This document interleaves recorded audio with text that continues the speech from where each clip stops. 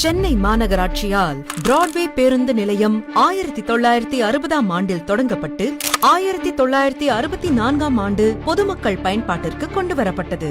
ஆரம்பத்தில் வெளியூர் செல்லும் பேருந்துகளுக்கான முக்கிய மையமாக விளங்கிய இந்த நிலையம் காலப்போக்கில் சென்னை மாநகரின் மைய பகுதியாக வளர்ந்தது. மக்கள் தொகை அதிகரிப்பும் இட நெருக்கடியும் காரணமாக வெளியூர் செல்லும் பேருந்துகள் 2002ஆம் ஆண்டு கோயம்பேடுக்கு மாற்றப்பட்டன. அதன் பின்னர் பிராட்வே பேருந்து நிலையம் மாநகர பேருந்துகளுக்கான முக்கிய போக்குவரத்து மையமாக செயல்பட்டு வருகிறது. தமிழ் மொழி மற்றும் தமிழ் பண்பாட்டை நிலைநிறுத்த வேண்டும் என்ற உயர்ந்த நோக்கத்துடன் குறளகம் வளாகம் 1968ஆம் ஆண்டில் உருவாக்கப்பட்டது.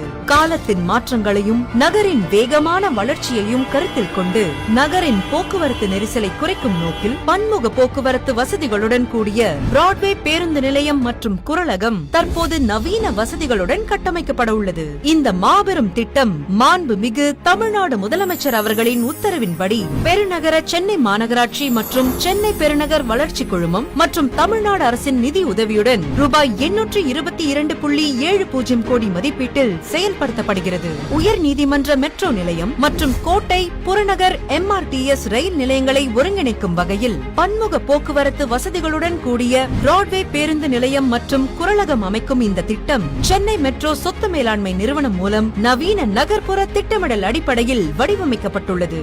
இந்த திட்டத்தின் ஒரு பகுதியாக 9 தளங்கள் கொண்ட பேருந்து நிலையம் மற்றும் அலுவலக கட்டிடம் மற்றும் 10 தளங்கள் கொண்ட குறளகம் கட்டிடம் ஆகியவை திட்டமிடப்பட்டுள்ளன. புதிய பேருந்து நிலையத்தில் 73 பேருந்துகள் நிறுத்தும் வசதி, பயணிகள் கூடம், சில்லறை வணிக தளங்கள், அலுவலக பகுதிகள், 433 4 சக்கர வாகன நிறுத்தும் இடங்கள் மற்றும் 1174 இரு சக்கர வாகன நிறுத்தும் இடங்கள் ஏற்படுத்தப்பட்டுள்ளன. பல்வேறு வசதிகள் ஒருங்கிணைந்த முறையில் அமைக்கப்பட்டுள்ளன. பயணிகள் கூடம் முதல் அடித்தளத்தில் அமைக்கப்பட்டுள்ளதுடன் பேருந்து நிறுத்தங்கள் தரை மற்றும் முதல் தளங்களில் வடிவமைக்கப்பட்டுள்ளன. உயர் நீதிமன்ற மெட்ரோ நிலையம், NSC போஸ் சாலை, எஸ்பிளனேட் சாலை மற்றும் TNPC சாலை ஆகிய இடங்களில் அமைந்துள்ள நுழைவு மற்றும் வெளியேற்ற அமைப்புகள் வழியாக பயணிகள் நேரடியாக பேருந்து நிலையங்களுக்கு செல்லும் வகையில் இந்த கட்டமைப்பு வடிவமைக்கப்பட்டுள்ளது. இந்த MMFC திட்டத்தில் தீயணைப்பு பாதுகாப்பு வசதிகள், மின்தூக்கிகள், நகரும் படிக்கட்டுகள், கழிவுநீர் சுத்திகரிப்பு நிலையம், ஒருங்கிணைந்த கட்டிட மேலாண்மை அமைப்பு உள்ளிட்ட அனைத்து நவீன உள்கட்டமைப்பு வசதிகளும் இந்த திட்டத்தில் அடங்குகின்றன.